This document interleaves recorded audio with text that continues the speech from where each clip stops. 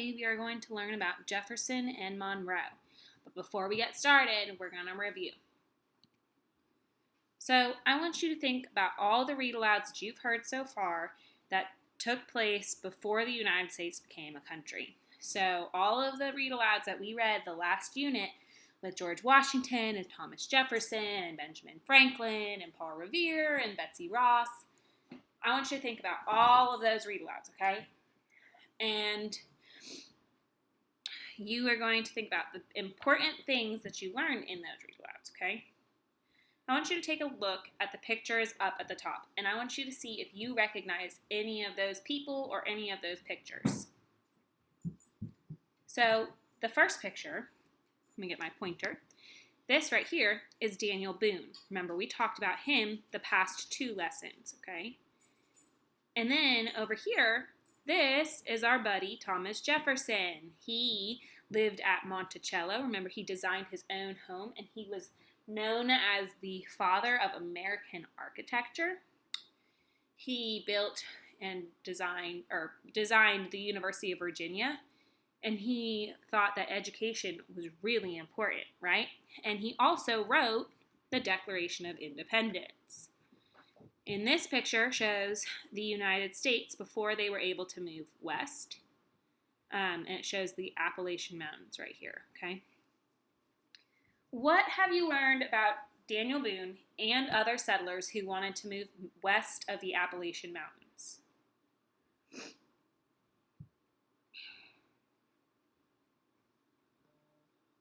Daniel Boone was a woodsman, and he wanted to go west, right?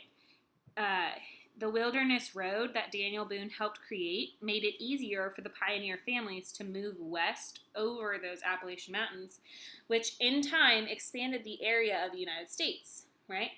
The only thing about this is it displaced many Native Americans who were already living in the area. Displaced just means that they were forced to leave their homes and move even further west, because as we were going west, we were pushing the Native Americans farther west, okay? But those Native Americans, they had already been living in North America for thousands of years when the settlers arrived in North America from Europe, right? And as those settlements became colonies, many Native Americans were forced to move away already, right? So we just kept moving them and moving them and moving them. Well, today in the read-aloud, the read-aloud that you're hearing today takes place about 30 years after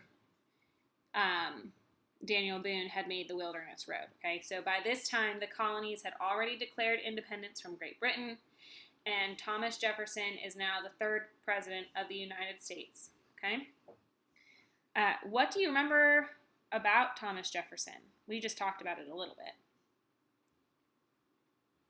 Do you remember what it means to be president? It means you're the leader of a country, right? So today, you're going to learn why the third president of the United States, Thomas Jefferson, wanted to buy the city of New Orleans from France. I want you to look at this picture. Today, in the read-aloud, the United States of America had grown to include more land than there had been in the original 13 colonies.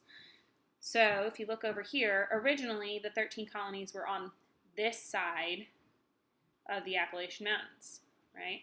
But it started to expand once they learned how to cross the Appalachian Mountains through the wilderness path, right? Or wilderness road. Pioneer families had crossed the Appalachian Mountains and settled in lands on either side of these mountains, pushing the borders of the United States farther and farther west and forcing the Native Americans who lived in those areas to also move farther and farther west. This is the city of New Orleans down here, okay? There's a little orange dot. That's New Orleans, okay? And this line that separates the green and the orange, that is the Mississippi River. In the read-aloud, this area of land was not part of the United States, okay? This part of North America had been explored and settled by people from another European country far across the Atlantic in the country of France. So we talked about France a little bit because they had helped win the battle at Yorktown, right? Well, France owned all of this green area, including the Mississippi River and New Orleans. I want you to listen carefully to find out why Thomas Jefferson wanted to buy New Orleans, okay? Entering his office in Washington, D.C., Thomas Jefferson, President of the United States, was pleased to find his friend James Monroe waiting for him.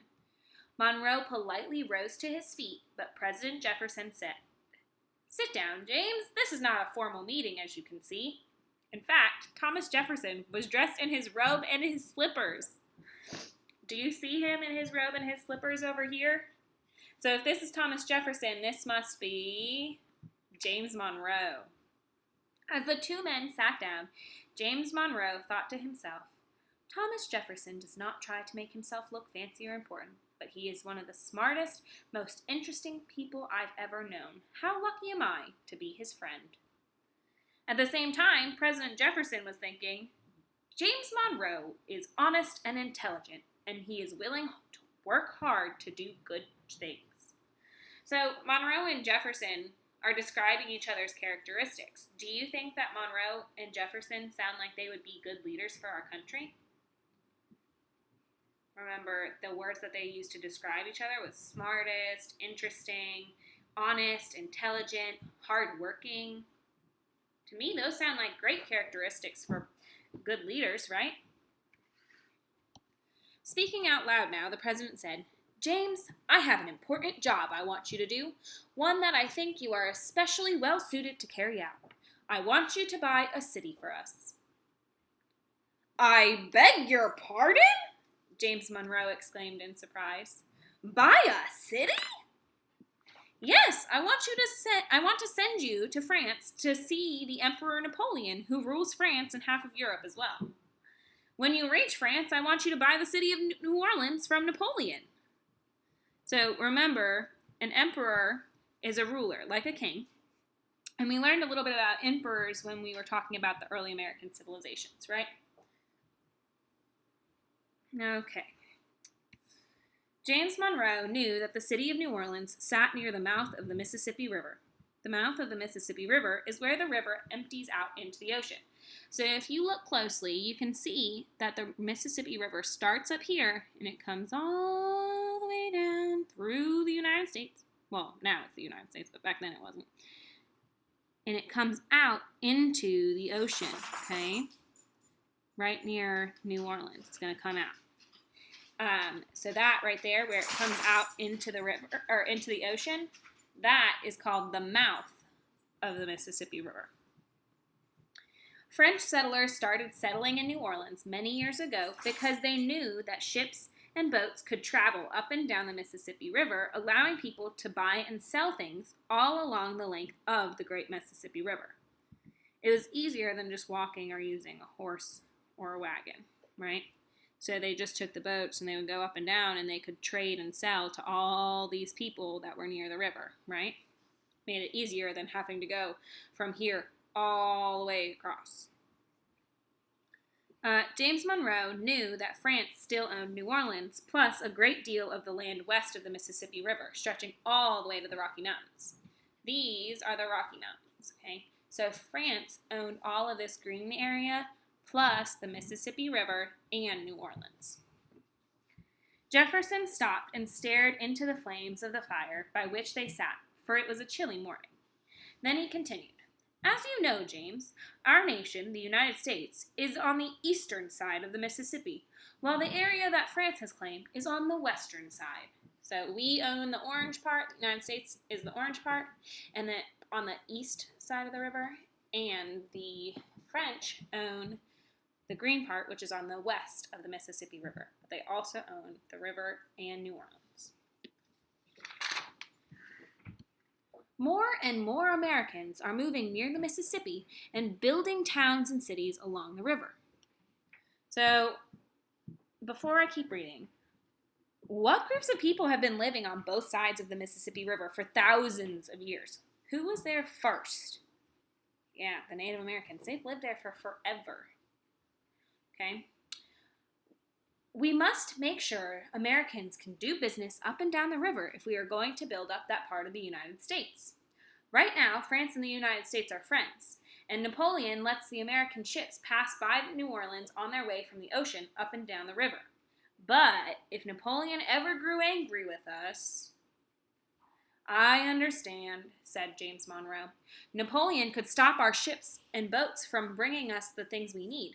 He could stop our farmers in that part of the country from sending food they grow to the rest of us back east, or stop people in the east from shipping farm tools to the farmers. I understand why New Orleans is important, but why would Napoleon want to sell the city? All right, guys, that picture of that man, or that drawing of the man, that's Napoleon, okay? Jefferson answered, Napoleon needs as much money as he can get his hands on so that he can pay for supplies, uniforms, food, and ships for his soldiers and sailors because France is fighting a war in Europe. We will offer to pay him the money he wants, and we will make him happy, and when we get control of the river, that will make us happy. Napoleon certainly does seem to have a reason to sell New Orleans to us, said Monroe. Here's another picture of Napoleon.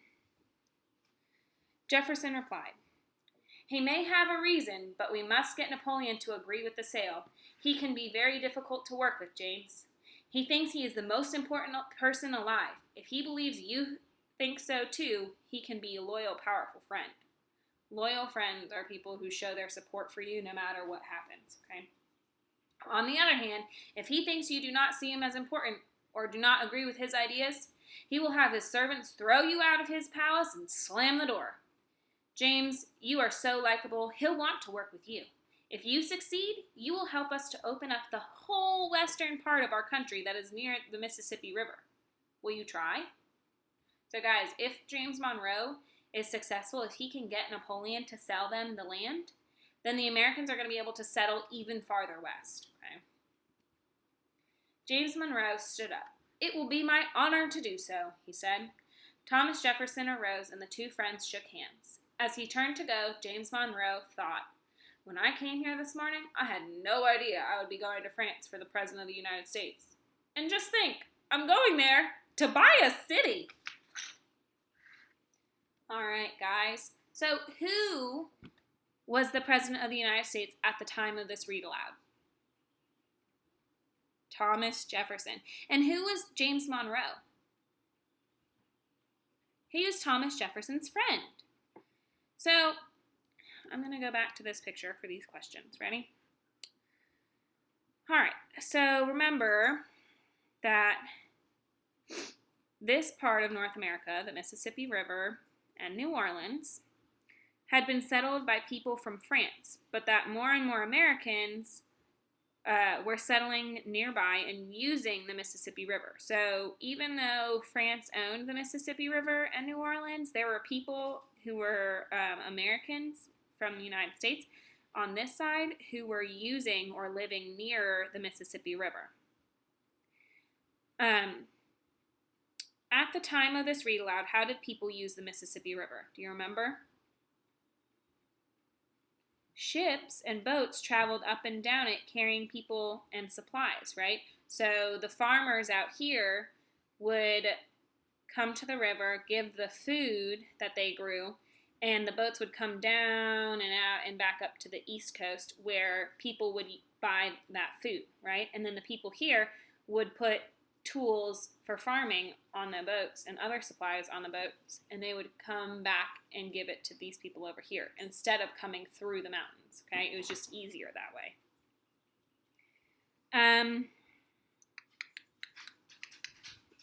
Why did Thomas Jefferson want to buy New Orleans? He wanted to make sure that the Americans could always use the river to trade, right? Because he said if Napoleon ever got angry with the United States, Napoleon probably wouldn't let us use the Mississippi River, which would cause a big problem for the farmers and the other people that lived in the United States. Who was Napoleon? He was the emperor or leader of France.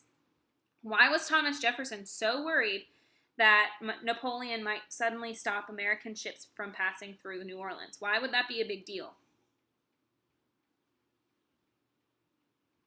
In order to get to the Mississippi River from the ocean, people had to go through New Orleans. If Napoleon suddenly stopped American ships from passing through New Orleans, Americans wouldn't be able to use the Mississippi River and go from the ocean or buy and sell things up and down the river. Okay? How could buying New Orleans help the United States? It would make sure that the Americans could always have access or always be able to use the Mississippi River, and it would open up the western part of North America to the Americans. That area, okay? All right. So, word work. In the read aloud, you heard James Monroe knew that the city of New Orleans sat near the mouth of the Mississippi River. I want you to say the word mouth with me. You can say it like a mouse, whisper voice, monster voice, whatever. Mouth. Mouth. Mouth. The mouth of a river is the place where the river empties into the ocean or a larger body of water. The water gets rougher and choppy at the mouth of the river. Have you ever seen the mouth of a river? If so, how would you describe it? If not, what do you think it's like? Be sure to use the word mouth in your response. What's this word we've been talking about? Mouth. That's right. So, the word mouth can also mean the body part you use to talk, eat, and smile. I'm going to say some sentences. If the sentence I say is related to the word mouth, meaning where a river empties out into the ocean or a larger body of water, you're going to hold up one finger. If the sentence I say is related to the mouth, meaning the body part you use to talk, eat, and smile with, you're going to hold up two fingers. So one for mouth like your body part, one for mouth like mouth of a river, and two for mouth like your body part, okay? I opened my mouth so the dentist could inspect my teeth. You should be holding up two fingers because that is talking about your body part mouth. Okay?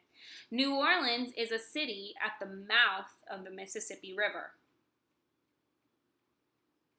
That is a one finger because we're talking about where the river empties out into the ocean, right? That's the one we're talking about. Alexandria, Egypt, is located near the mouth of the Nile River. You should be holding up one finger, okay? Because you're talking about where the river is emptying into the ocean. She slowly put the food in her mouth, afraid she wouldn't like the taste of it. Two fingers, right? Because we're talking about our body part. The baby put his thumb in his mouth for comfort. Two fingers because you're talking about your body part. All right, guys. Thanks for listening. Go check out what your assignment is. I hope you have a wonderful day. Bye.